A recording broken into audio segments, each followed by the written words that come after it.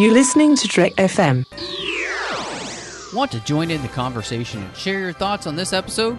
Join the Babel Conference, our listeners' discussion group on Facebook. Just type BABEL into the Facebook search field, and we'll look forward to seeing you there. This is Steve Sansweet of Rancho Obi-Wan, and you're listening to the 602 Club.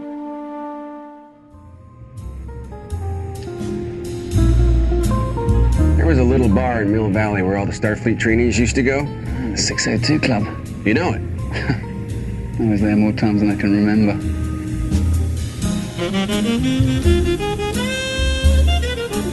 Your turn, Lance Armstrong.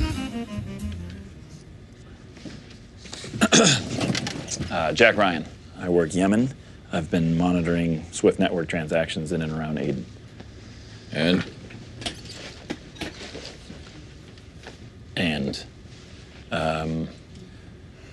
Well, actually, in the last few months, I have red flagged several of these transactions as potentially suspicious. Suspicious? How so?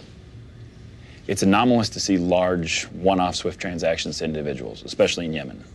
And normal Swift transactions usually occur in patterns. What's your concern? What's that issue?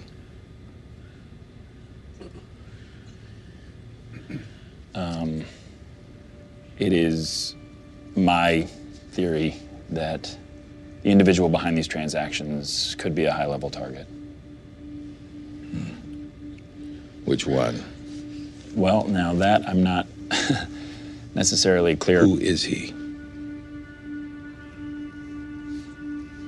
I believe his name is Suleiman. It means man of peace. He just popped up on CTC Yemen's radar. The RH assets have mentioned him as well, so. That's it? They heard a name. What else have they said? It's not about what they're saying, sir. It's about how they're saying it. I mean, they're talking about this guy with real reverence. And I'm not talking sectarianism. I mean, he appeals to Shia and Sunni. Wow. A brand new bin Laden on my first day. Who would have thunk it? So how come you're the only one that knows about this mystery man? Well, one of the difficulties in cobbling together intel is dealing with two databases that aren't meant to talk to one another. Mm-hmm. That's why I've actually written a custom SQL for Next.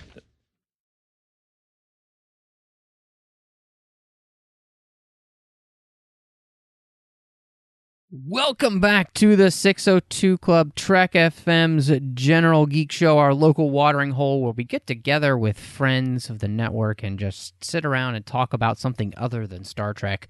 I'm so excited to be here tonight. We have had a lot of shows to cover this year. We've had a lot of good shows that we've covered, recently doing Man in the High Castle, and tonight we're going to be covering Amazon series Tom Clancy's Jack Ryan. That's right, Jack is back.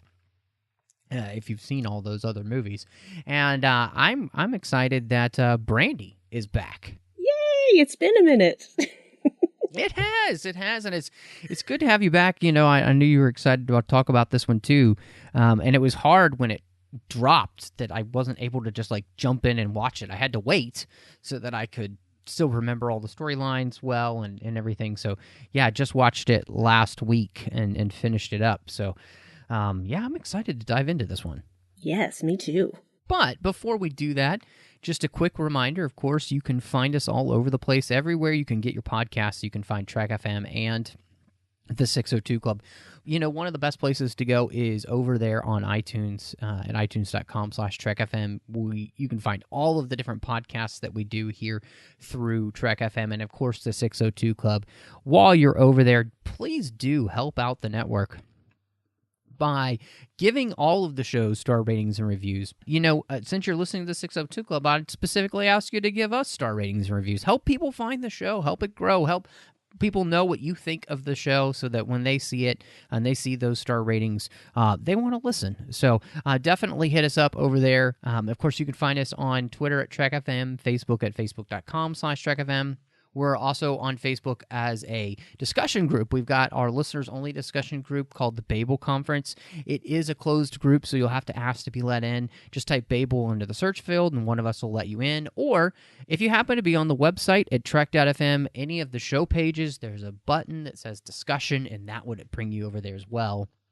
And last but not least, a great way to contact us is through trek.fm/contact. That's where you can choose a show and you can send an email to any of the shows. But if you want to send an email to the 602 Club, love getting emails.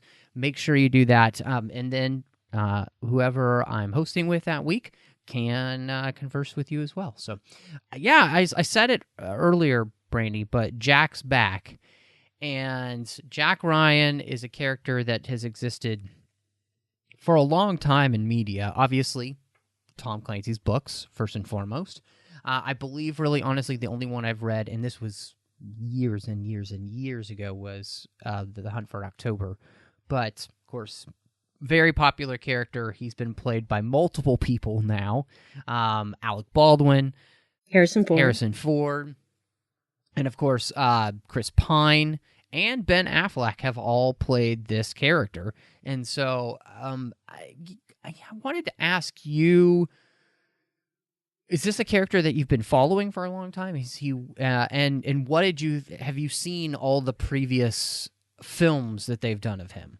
Okay, well, I'll start with the first part of that question. My mother was the one who got me into Tom Clancy.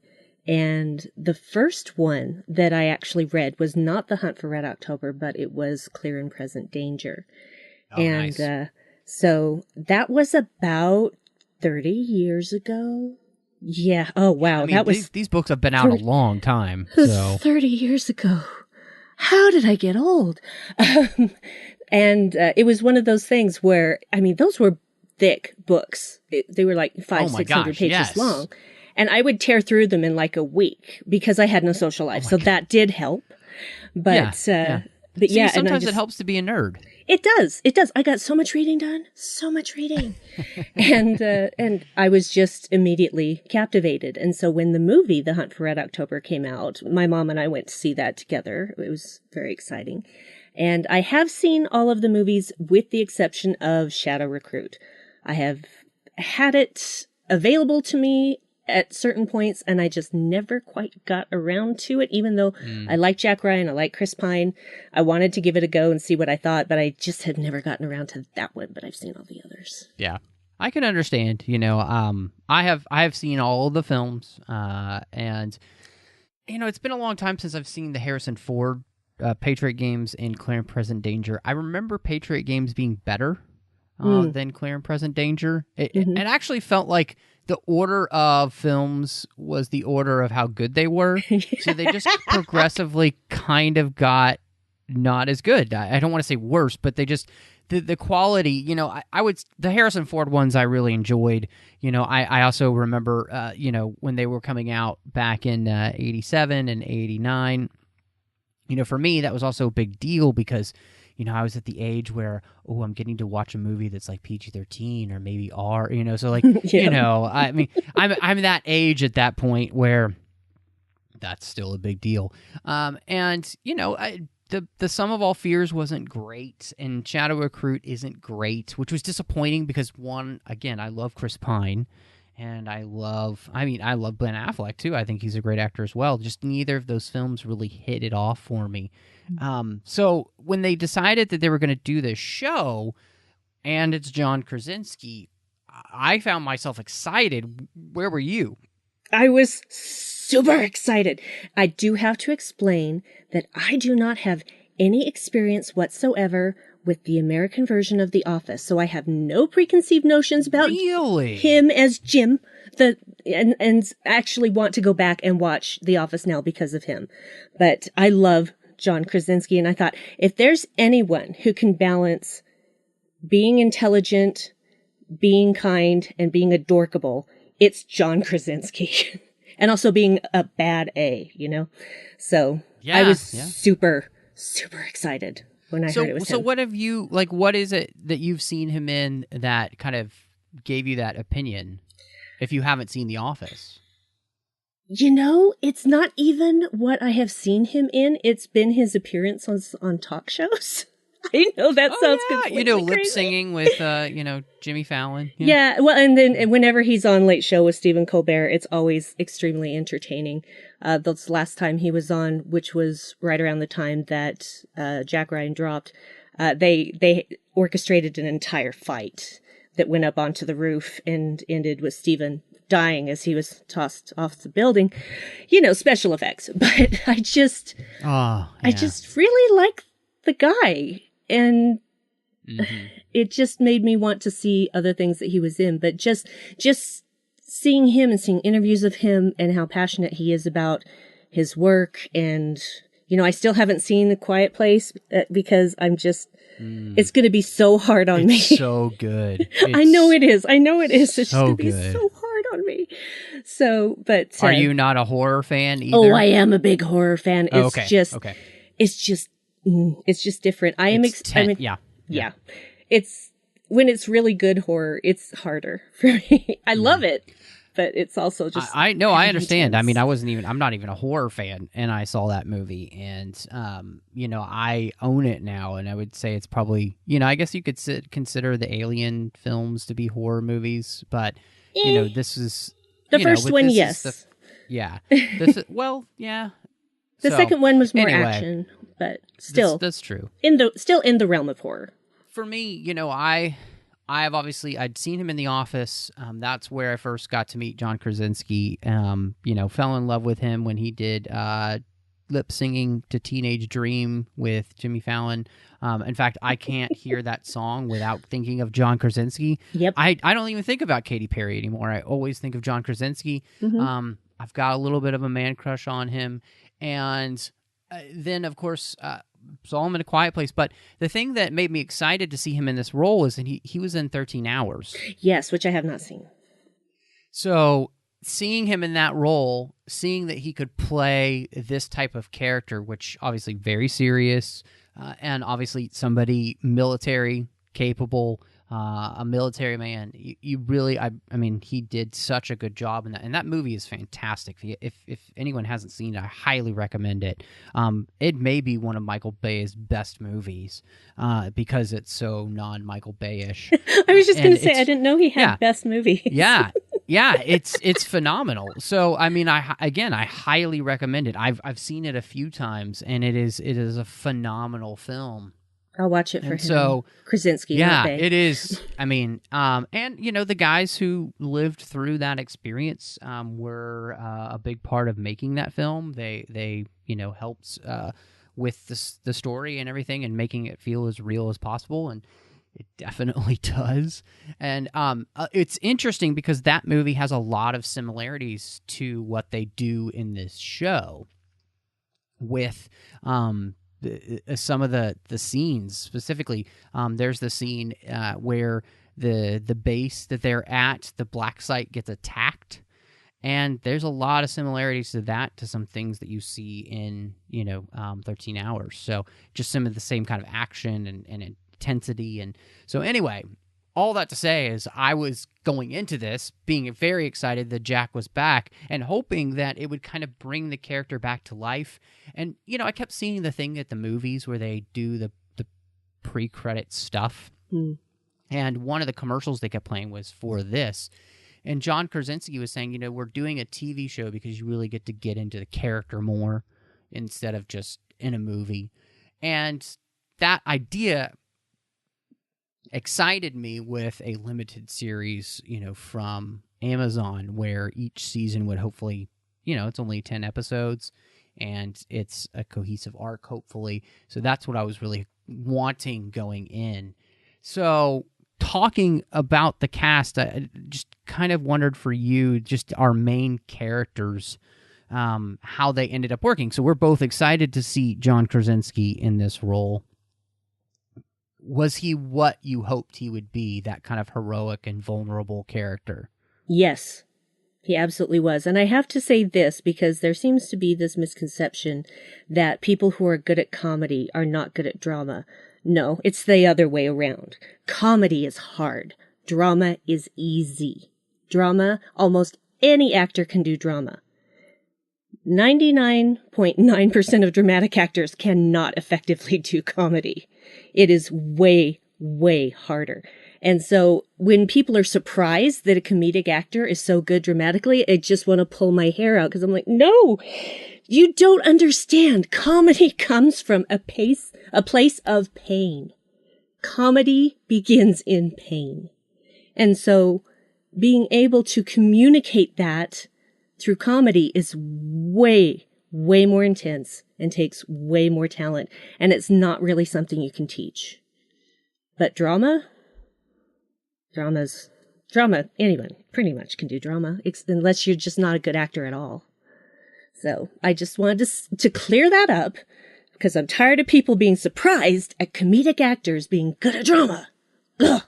You should be more surprised. The other way around. And I mean, for me, I was not surprised to see him be able to pull out this role because I have seen him in other things. But two, there were plenty of moments in said Office, where he is having to do something that's much more dramatic because that show has those moments. Yeah. So, and I think the thing about him is that, and I think that, there's so much of this film, and I was loving thinking back, especially to the Hunt for October and, meeting Greer in that episode and their best friends, obviously, there at that point, and all these other people that we meet along the way, where this is just the beginning for this character, which was a lot of fun to kind of go back to. But, I remember Alec Baldwin being very similar in the role, like he's this guy he's just immediately likable, and he is kind of adorkable in the sense like he's the numbers guy. He's the analyst. He just wants to stay at the office. He's not here for the action. He's just here to figure things out and help save lives. But the one thing that we do get to do here that we didn't really get to do in the films, which is really dive into what it is that got him to this point. And that's the thing I loved learning about him, was seeing how they obviously updated the story so that he joins because of 9/11 and becomes a Marine, almost dies because of an experience of, trying to save a kid that ends up turning on the helicopter he's in, and that's where he hurts and has to learn how to walk, for 2 years. So you have this guy who's definitely got a tortured past, who's trying to move past that, but he's also trying to do his job well.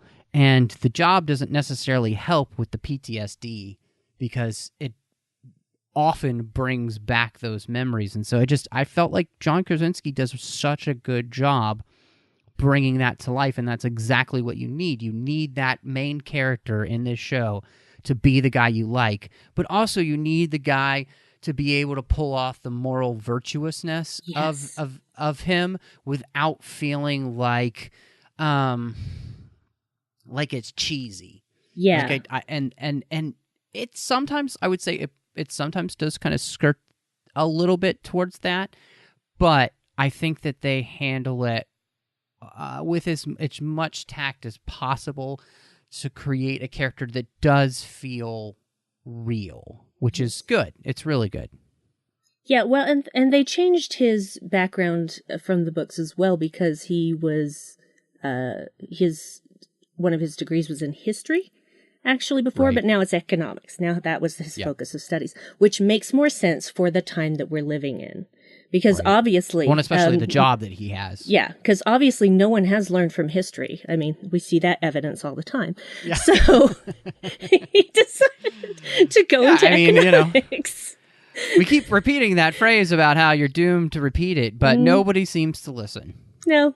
So, but it makes more sense for the times that we're living in. And I honestly didn't really know what to expect, where the story was going to start.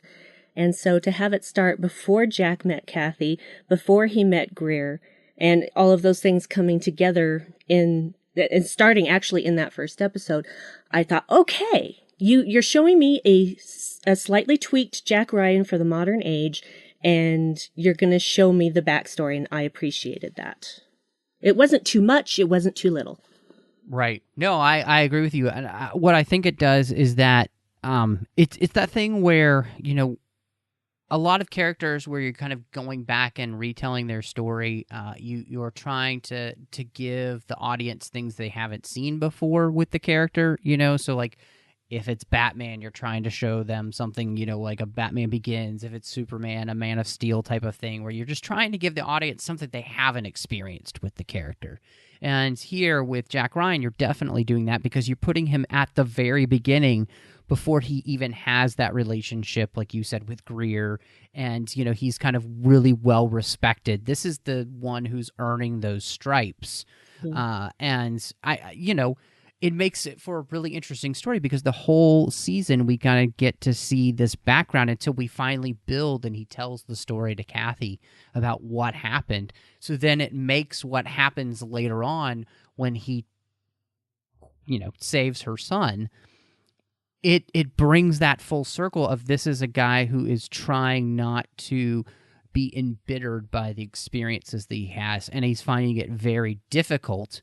But he is going to try to overcome that. He's going to try and rise above, which, I think we just don't see enough in television these days. Sure don't. And I liked that he's giving that child an opportunity then, whereas, some characters might not do that. And that's what makes him that kind of, We say it as if it's a bad thing, but I think it's actually a good thing. I think we need more morally virtuous characters. We need more virtue on TV. We live in a virtueless society, and I think we see that all around us. We see the problems with living in that, and so having a character like this to remind us of something that important and John Krasinski does, I think, a great job at playing that character and that kind of virtue in a way that makes it attractive and you want to be more like that character. He comes off as he's like Superman and Captain America had a baby. Right? That's like the dream, right? I mean, for me. So, for me too. I already said it's my man crush, and I got to see his butt in the season, so I'm good. Yeah, I'm gonna go back and watch that episode again later. I'm just kidding. I mean, no shame. So yeah, I think we totally agree then that he really takes what they're trying to do, which is a heroic character, but who also has these vulnerabilities, especially because of the experience he's had, and he plays that very well. And I liked the way too that with the character they dealt with his naivety and kind of had him grow out of some of that throughout the season, but again, not lose that moral virtue that we want him to keep. Exactly. He's the kind of guy that is going to ultimately make the right decision, that he is going to do the right thing regardless of the personal cost. And that's... again, like you said, we don't see enough of that. We just don't, especially in the CIA. So more of that is welcome. Yeah. Well, and that's a thing that we see, I think jumping to James Greer's character, that's something that we see juxtaposed against John Krasinski's character, a guy who's had a very long career with the CIA, who has been in the trenches, who has had to learn the times where it is a necessity to bend the rules or, break the conventional rules to get what needs to be done, and I think that's the lesson that Jack Ryan has to learn here from Greer, but also, there's this nice reciprocal nature between them where they're both kind of learning something about themselves from each other because, specifically when Greer looks at Krasinski's Jack Ryan, he sees a mirror of his younger self. He sees that person he used to be, that kind of hope that he used to have. And I think, throughout the season, they both rub off on each other in ways that are important. Ryan learns a little bit of, I don't want to say cynicism, but I think he learns a little bit of maturity in the role. In the CIA and what it takes to do this job. And I think, Greer seems to find a little bit of a piece of hope again to kind of revive his spirit in some ways, which is really cool. It is. I wasn't sure what to expect with the Greer relationship, and I like that he comes into the story as someone who's basically being punished by this posting. Yeah. And so, somebody who's been beaten down. Yeah. So he's got a little bit of a chip on his shoulder from that, and his first encounter with almost hitting Jack on his bicycle did not help. That was great. That was so great, because I saw that and I thought, uh-oh, I bet that's Greer. Yep. And sure enough. And, having had James Earl Jones play the role in the movies, it's hard to step out of that shadow. Yeah, it is true. But I appreciated the performance, and I appreciated this younger Greer and this more disillusioned Greer, and getting to see how they interacted with each other and grew, like you said. So I have no qualms with Greer in this characterization. Right. I think that they really did a great job with him as well. Well, and I think, they obviously give him, the religious faith of being a Muslim. And I think this is the place in the show where, the show is definitely trying to say overarching theme of that, we can't judge people by labels. Mm-hmm. And, I think it works best with Greer's character. And it comes across as the most sincere version of that. And the one that's not trying to hit you over the head. Yeah. Which is great. I think, Wendell Pierce does such a good job of portraying this character, like you said, who's not the one that, we've seen before in the films, James Earl Jones. This is a guy who, has kind of been beaten down by the job, and the moral compromises maybe that he's made in places have had a real impact on his soul. And, this whole season is kind of about him finding a way to find some redemption, which, I always love a good redemption story. And I think this one, again, it's these two main characters of Ryan and Greer who allow each other to kind of find more equal footing for their own personal character and what it takes to do this job and to do it really well. So I thought the writing there, to me, and what they're trying to do, I think it works. Yeah, I do too. And it's an interesting journey, especially with, you think, okay, Greer's already got a chip on his shoulder. He's already had one bad interaction with Jack before even knowing that, they were going to be working together. He could have just, been one of those bosses that's just like, I'm just here because I have to be. But no, he still took his job seriously, and when Jack came to him with something that was actionable, he listened, and he wasn't just judgmental and was like, I don't care about any of this, you don't have anything.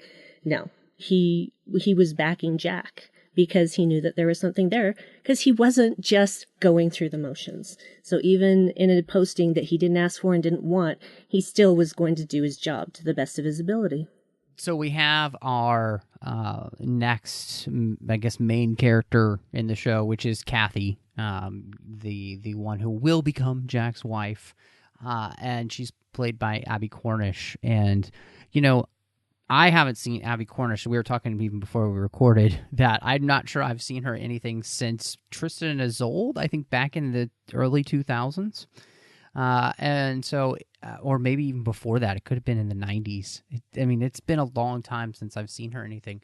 And for the most part, I felt like they did a good job with her character. I think she did a good job with the character, giving her some humanity in life. Obviously I loved the moment where the CIA is talking to her. Yes. And then Jack walks in, and it's going to be that OS moment for both of them as they realize, oh, wait, you didn't do what why are you here? That whole thing. My wife and I were actually laughing at that point, even though it's not a funny scene. No. It is funny because of the way they're about to meet each other, truly.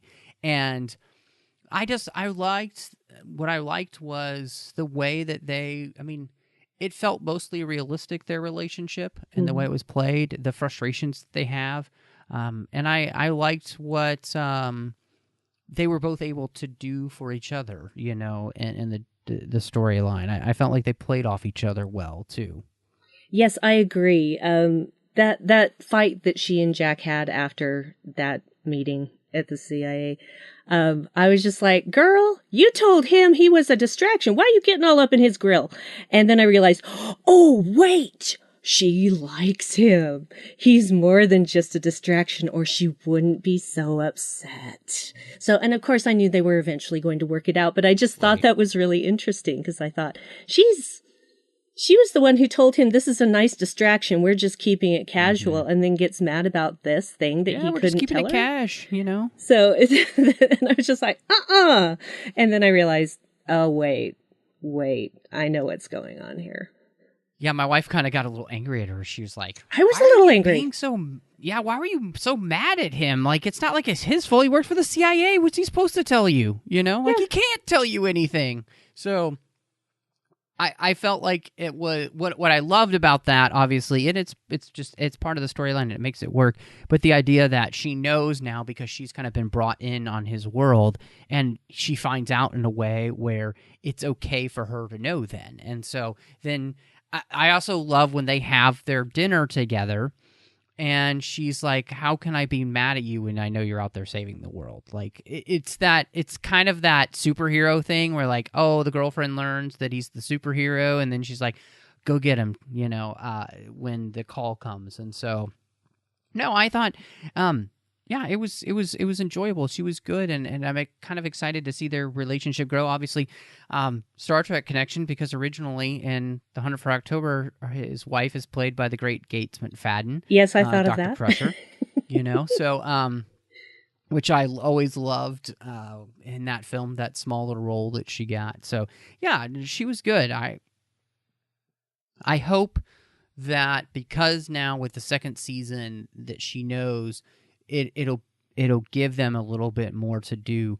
But, you know, the other thing I was thinking of is that if you're in the military or in something like this, you need a person to come home to who will be supportive and will understand. And it is very important for that, you know.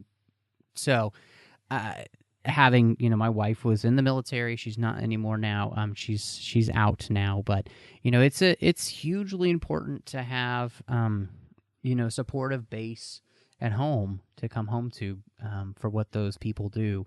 And I think she got just obviously a little bit of a taste of what Jack really gets up to now, and because she was a part of it.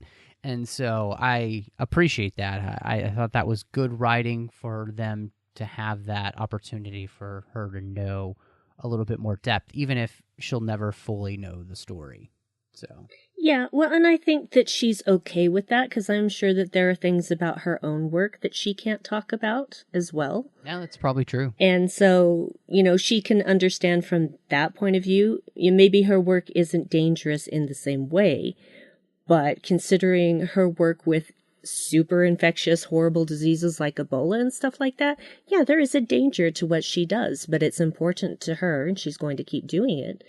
And, you know, Jack's not going to stop her, even if he's become more than a distraction. He has no intention of, you know, turning her from that, because she's good at what she does, and he's good at what he does. And so there's that mutual respect now, because they know what each other really does.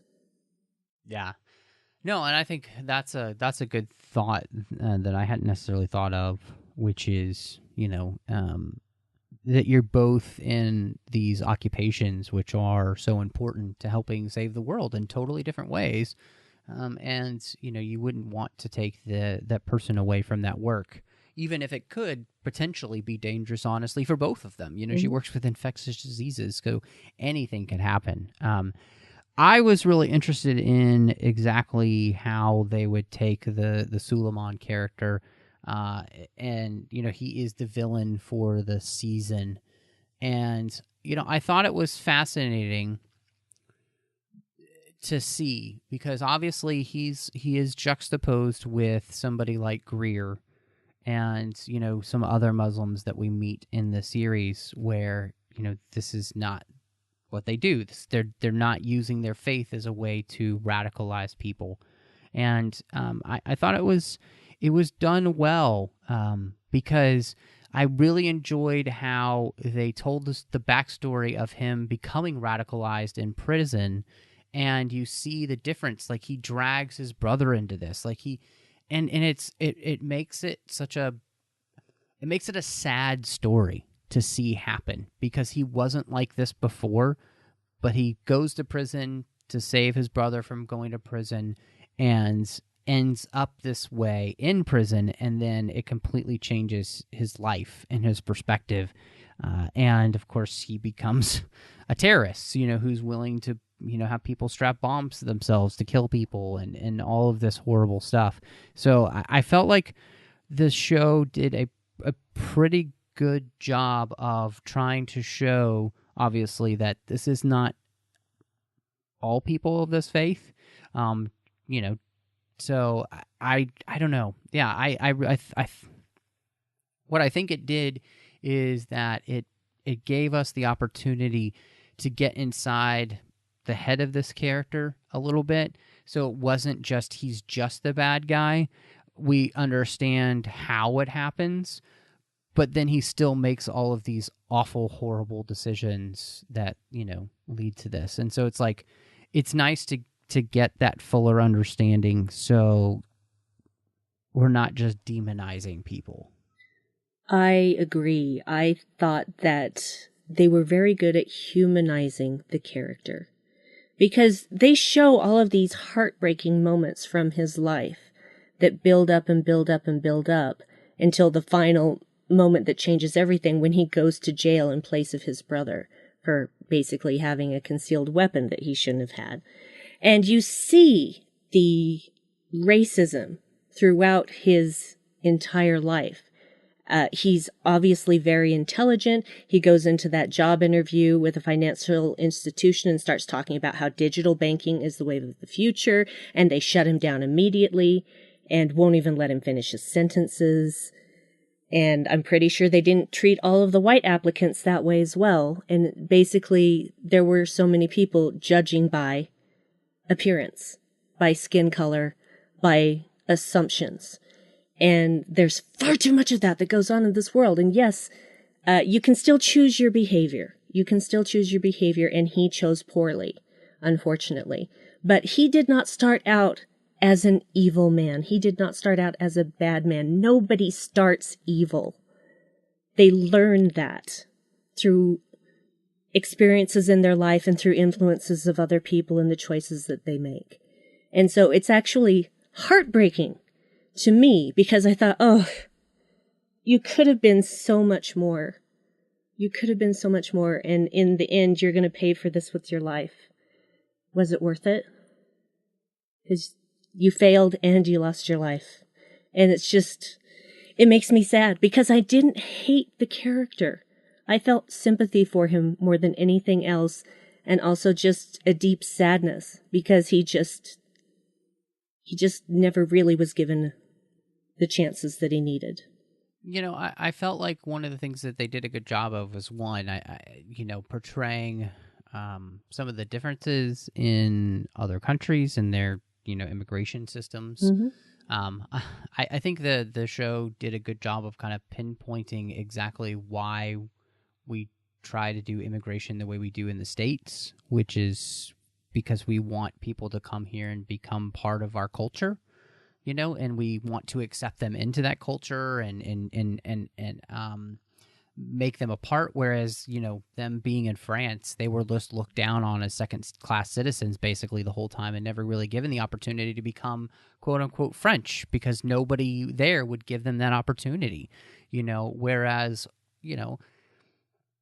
growing up in Texas, in a place that's full of people from all across the world and from, like South America and stuff, having those people come and my great-grandparents are from Italy, for gosh sakes, so like the whole, I wouldn't be here today without that. And so, and that whole opportunity to become part of something greater because we accept you for coming here is such a huge thing. And that doesn't happen for him and his brother. And so they're not given those opportunities. And that's where the radicalization takes over and gives him an answer to something to which he couldn't answer. And I think it's the danger of it just shows you the danger of mistreating people. If you mistreat people long enough, they're going to turn to something that gives them an answer. You know, if you have people stew in an anger long enough, they're going to turn to something.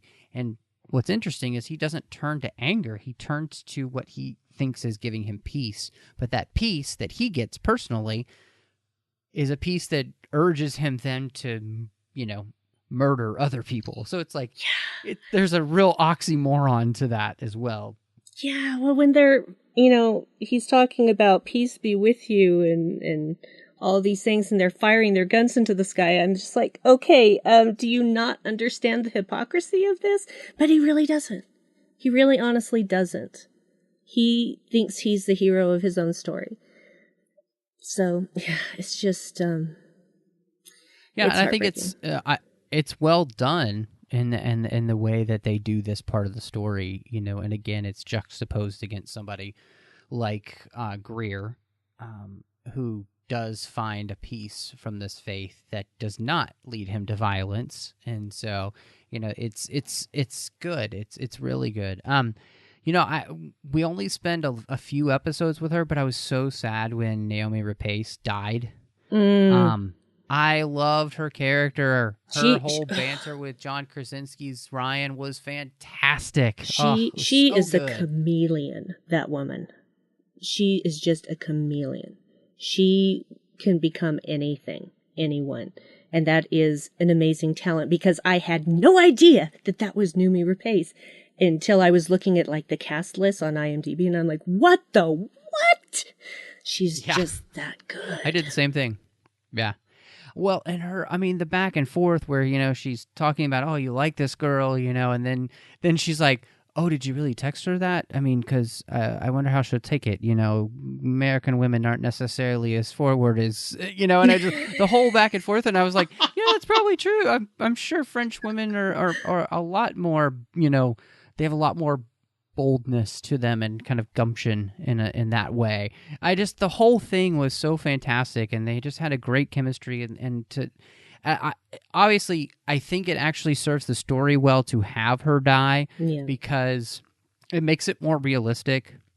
You know, people get shot in the gut, they don't tend to survive unless they get immediate attention. You know, but she was just this wonderful side character that I absolutely kind of adored in the show, and when she died, I was like, dang it, I really enjoyed her character. Yeah, and I had a feeling the moment she got shot, I'm like, she's not coming back from that. And, you know, she even tells him to go and chase after the brother, whose name escapes me for the moment. I feel so terrible right now for forgetting that. And, you know, Jack clearly wants to get her help first, but he goes. And then when he gets back and she's dead, it's just, the look in his eyes and on his face is just, right there with you, buddy. It's heartbreaking. It really is. Heartbreaking. I'm just like, I knew it was going to happen, but I wanted to be wrong. So, on top of that, seeing Timothy Hutton as Singer, the deputy director of operations, I was like, Timothy Hutton, right? Man, I loved him in Beautiful Girls. He's like, I haven't seen him in ages, honestly, and I was like, dang, man, we're all getting old, aren't we? Like, but he was very good in that role of being the guy who, you know, he's playing the politics of the role. He's not a bad guy or anything, but he is definitely kind of an opportunist when it comes to things. And I just felt like they really picked somebody who he took that role and he ran with it, the bit that he had. And I felt like it was just good casting. They cast somebody who could play that very convincingly. And, you know, you're never quite sure if you want to be on his side or not, which is nice. You know, I like that going into the second season, that we're still not quite sure if Singer is going to be somebody that's good for Jack to know or not so good for Jack to know. So that creates a nice kind of workplace environment story that I think will probably play in more in the second season. I did appreciate that he had a male assistant. I'm like, yeah, let's see a man at the desk. Thank you. So, but hey, I'm pretty sure that being the assistant in a high level position like that, you got to have some serious clearance to be able to do that. So, whoever you are, that's not necessarily a bad job to have. No, it isn't. Being the assistant. Yeah, I spent the first scene with Timothy Hutton in it. I spent the first few minutes of that going, I know who that is. Why don't I know? I know who that is. And so I had to look it up, and I just like, oh my, Timothy Hutton, how could I not remember? But I think that is a credit to him, because he was just singer. Mm-hmm. He was just so good at that I wasn't thinking about, oh, what a great job Timothy Hutton is doing. It was just about, this is a great performance. And he just, when an actor can make me forget who he is in a role, then they have done their job.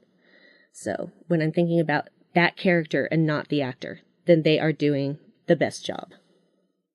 And that's what Timothy Hutton did. It's interesting because a few months ago, I just randomly rewatched Beautiful Girls with him in it. And I was like, because I've loved that movie ever since I saw it back in the day. And, he plays opposite young Natalie Portman in it, who gives one of her best performances ever, actually, in that film. So, yeah, but obviously it was like 20 years ago. So it was interesting to see him back in this role. And, yeah, great casting job. Yeah. And, I really appreciated it. He straddled that line of, can we trust him so well that we still don't know, really. I think, yes, he is out to protect the U.S. government, but I also think he is out to protect himself more than anything else. And so if he can throw someone under the bus, my guess is that he probably will. But but I don't think that he will do it out of malice. He will do it for the good of himself and his job. Mm-hmm. So, but yeah, I look forward to seeing more of him. What did you think? So the main storyline of this first season, we follow Jack as he figures out what's going on from all of these bank transfers, and we figure out that it's this, rising Islamic terrorist threat from Suleiman, this guy that, to everybody else is a ghost, but he's been able to find because of his background in finance and knowing how these things work. And, for the main storyline of the show, that's it, is we're trying to, follow the breadcrumbs that are being left by these characters. And then, of course, they do this bit with flashbacks, so you get to see different parts of different characters' lives to kind of fill in the pieces. How did you feel like that worked throughout the 10 episodes that we got? I feel like for the most part it worked. I like that they didn't glamorize the whole money aspect thing of it, because sometimes, this sort of thing shouldn't necessarily be glamorized. There are people hard at work every day doing these actual jobs in real life, and they never get any kind of recognition or credit for anything that they do, because it's always some showboater that ends up taking the credit and supposedly getting the job done. But where would they have been without all these analysts? Analysts are the unsung hero of the government. All of them. Here's to analysts. So having somebody start this whole situation by what seems like it's a very small and inconsequential thing, is very interesting for me, because I like all of the little twists and turns it takes following this money and what it leads to. So maybe some people were bored by it. If that's the case, then that's just, everybody has their own opinion. But I actually found it interesting and more intricate than, say, oh, there was a terrorist attack and now we know it's this guy and let's go get him. So, yeah, I agree with you. What I enjoyed about the show is, in some ways, they set it up similar to the setup we get in Hunt for October, where it is the analyst who's figuring out what seems to be impossible but is actually happening, and he's the one who figures it all out, and he's kind of ahead of the game, and you know that's part of it. That's what makes Jack Ryan Jack Ryan, and so I felt like that really worked, and I thought that for the most part they did a great job of, if they showed you something that it was meant to be important later on, you know, if it was a flashback or something like that, so all those things fit together. So for the main storyline, I felt like it flowed very well. Strangely, there is a side story going on that absolutely has nothing to do with what's happening with Jack Ryan, which I didn't understand why we were following it. In fact, if you cut out that... Has tiny little bit. Has one tiny little connection. Okay, I must have just missed it. So what was it? Because I was flabbergasted that we were spending all this time with this character that I couldn't care less about. Well, gosh, and see, I'm forgetting names again, and I really hate that. But if it were not for him actually using the drone to bomb that guy that was after the wife, oh my gosh, I should have had a list of all the names. Was he going after He was about to freaking rape her in the street while her daughters were watching. And he disobeyed orders and dropped the bomb. There's that one. That is the only connection. That is the only connection. So the rest of it is just like... Yeah. And I felt, okay, so look, I understand what they're trying to do with this story. It's a guy, he works, you know, as a drone pilot for the Army, and, you know, he wants to be, he's struggling with the morality of that. I just feel like the storyline in it is so badly written. Agree. And then what happens with the people from the bar, which is the most unnecessary scene ever, I get what they're going for, but the execution of it is just awful. And, you know, I also get what they're going for when he goes, you know, over there and he talks to the father of the man that he killed before he, you know, stops the guy from raping Suleiman's wife. And, you know, which turns out it was not somebody who was on the list to be killed, and it was an accident, you know, misidentification. I get all of what they're trying to do, but it's just so shoehorned in. Executed. Yeah, and it is. It's shoehorned in. In fact, the only time that you really needed to see that guy, and I get that they're trying to rationalize that he would go against orders at that moment to do the right thing. Yeah, exactly. But it doesn't work. And again, there's a scene with him and a couple of people that he meets at the casino, and it is the most outrageous and ridiculously paced. It was gross, is what it was. It's not good. No, it's not good. No. So, yeah.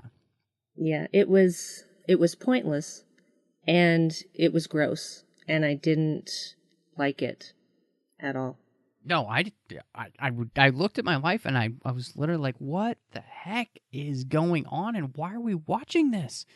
And the problem is that what they're trying to do needs to be crafted so much better. It needs much more subtlety to it. It needs much more nuance to it, and you're just kind of doing the baseline of this story with him, where you're trying to show his moral struggle of what he's doing, and the fact that it's making him possibly somewhat self-destructive and everything. But I feel like you can do that so much better than the way they chose to. It just, the way they chose to do it was just weird and gross and strange, and I didn't get it. Yeah. And it needed to just be done better. So, or just not done at all. Maybe you still have the casino thing where he can't lose the money, what is now blood money to him, and then just falls into a depression and keeps trying to get rid of the money and can't, and then decides to go to wherever they were. Yep. You could Syria. have. Yep. You could have done it that way. You didn't need the weird kinky stuff, and it was No. It was just, bleh. Not at all. No. Bleh. Last but not least, I would say the thing that really struck me about this show, and the main theme of it, I felt like is what they were trying so hard to do. And in some places, they are more successful than others. And that is that whole idea of, leave the labels at home and seeing each person as a human being.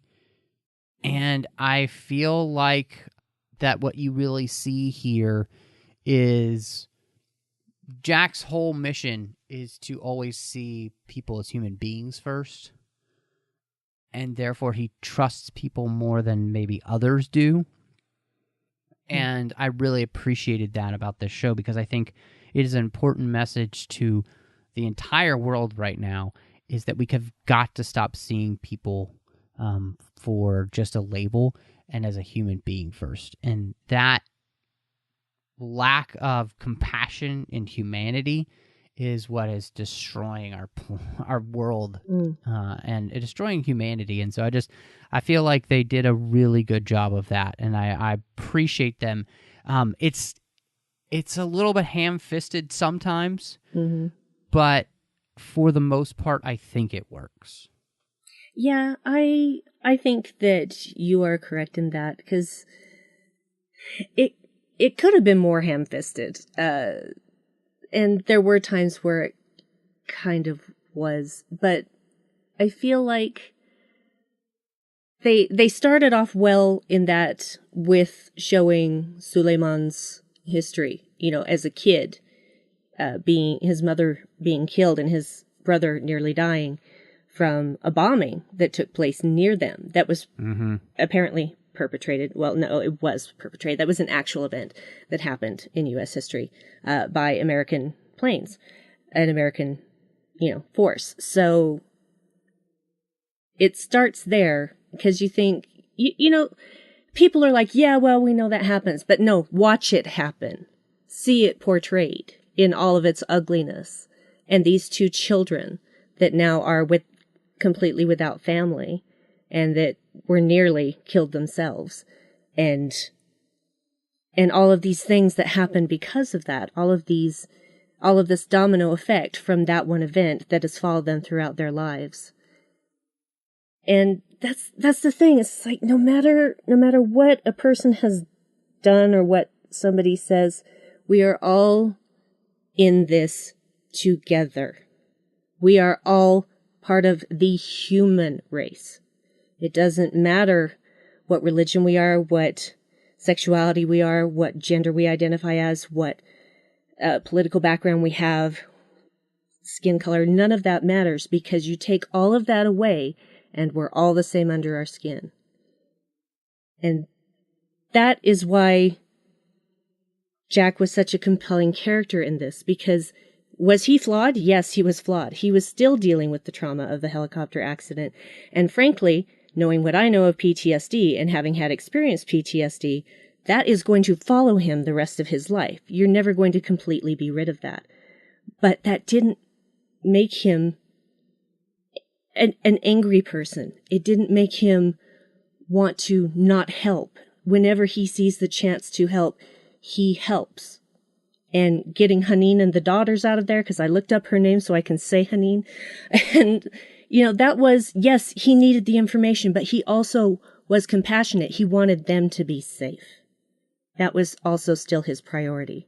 And it was tearing him apart to try and get that information from her. And it was really hard for him to say, if you don't tell me something, then you're going to get sent back. And he was very smart not to make her promises because he knew he wasn't in charge of fulfilling promises. And that level of compassion may not have been shown by anybody else in the same situation, which is why I love Jack. But yeah, just people are still people. We're all people. And let's try connecting on a level of, hey, we're people first, and pushing away all of those other trappings and just communicating and listening to each other. It's funny that the two shows that we've done on the 602 Club recently have had much the same theme. And, Man in the High Castle Season 2, they literally spill this out for you in a quote from Abinson. And it's less, it comes across even less ham-fisted, which is strange because it's just literally straight up told to you, where he says, I got to know a woman that would bet on the best of us, who would bet on people no matter what the world said, who they were, or who they should be. A woman that would do anything for a sick boy, a Nazi boy even. Maybe she would believe he deserved a chance, as slim as it might be, to live a valuable life. Millions of people will live because of the choice you made, the goodness in you, Juliana. One selfless act of love and hope. And that's what we see in this show. Again, it's not quite as well done, but we do see Jack make that decision to fight against cynicism and embrace the fact that each person deserves the chance to be different. And this boy, Haneen's son, deserves the chance to not turn into his father. Yeah. And if he does, then Jack will hopefully, and people like him, will be there to stop him.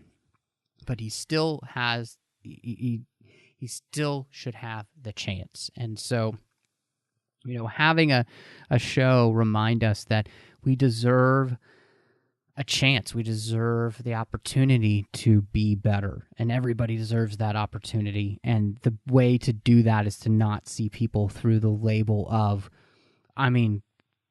whatever, Islamic terrorist, Nazi, whatever. We need to make sure that we see people as people first.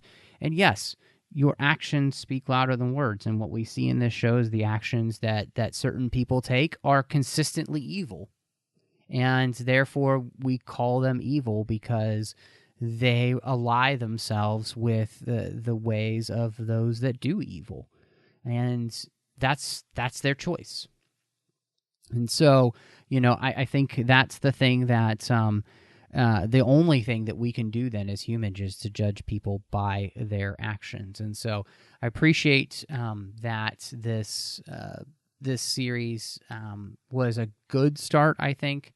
So I'm kind of interested to see what you thought of it, maybe ratings-wise, what you would put it at, maybe on a scale of 1 to 10, so we have a kind of a room to breathe. For some reason, I knew you were going to say 1 to 10, and so I was thinking in my mind, how many am I going to give this out of 10? It was not by any means perfect, but I think that this is the most faithful rebooting of a character that we've had so far. Honestly, Alec Baldwin was the on-screen standard because he had that perfect mixture, and I feel that John Krasinski does too. He totally worked for me. I was actually discussing this with my boss today, and he said that he wasn't feeling it. He wasn't feeling John Krasinski as Jack Ryan, and I'm like, what? But he's never read the books either, so he doesn't have that background the way that I do, but even so.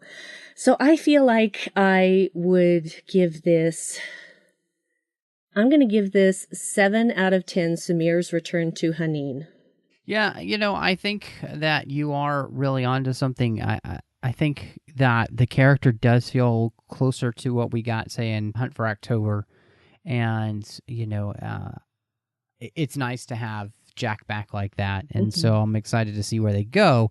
I do think that the season is a little bit uneven. Yes. I think it's worth watching, but I do think there's an unevenness that is unfortunate, and it didn't have to be there. Part of that is that secondary story, which either could have been cut down way farther or just rewritten completely. Or just not there. To just make it better. I mean, I really do. I think you could have made it better. Yeah. You could have made it much better.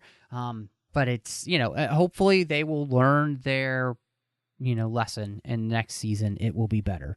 So, so far though, I am excited to see the show back. I read that next season, the The show seems to be going to South America next year, so that should be interesting. Ooh. So excited, and I can't wait to have these characters back. So, but really appreciate getting the chance to talk about this. I want to say a huge thank you to our associate producers here, their Patreon, Ken Tripp, Davis Grayson, and Daniel Noah, who they support the network through Patreon.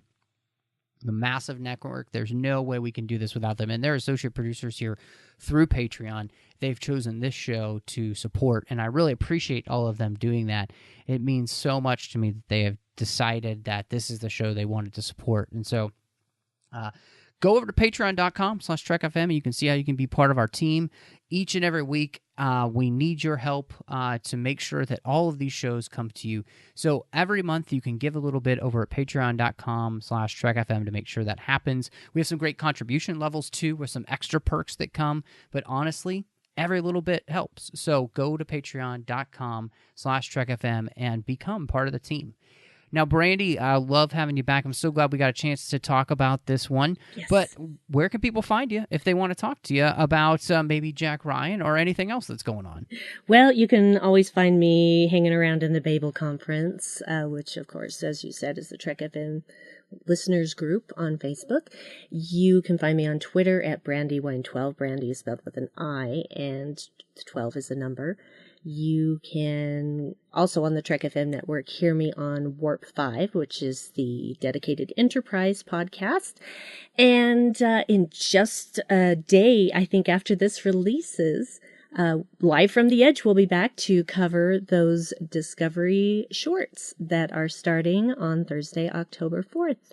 So if you want to hop on by the Trek FM YouTube channel on Thursday the 4th at around 9 and 10 p.m. Eastern or 7 p.m. Pacific time zones, then you can come and watch us live. So I'm really excited about that. It's going to be good to be talking with Bruce again. I also do a podcast with my wonderful husband, Dave, called the Dark Corner Podcast, where we talk about things and stuff that we like and do it kind of from a little bit of a darker point of view. And there are occasional colorful metaphors. So just remember that. You can find me over on Twitter at MattRushing02, and then I'm on Instagram under the same name. I'm here on the network doing The Orb with Chris Jones, talking about Star Trek Deep Space Nine.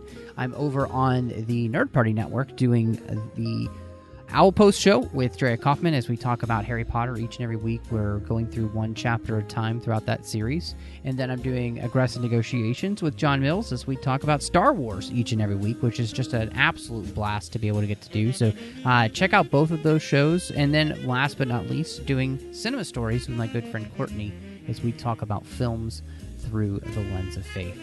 But thank you so much for joining us. And y'all come back now, you hear?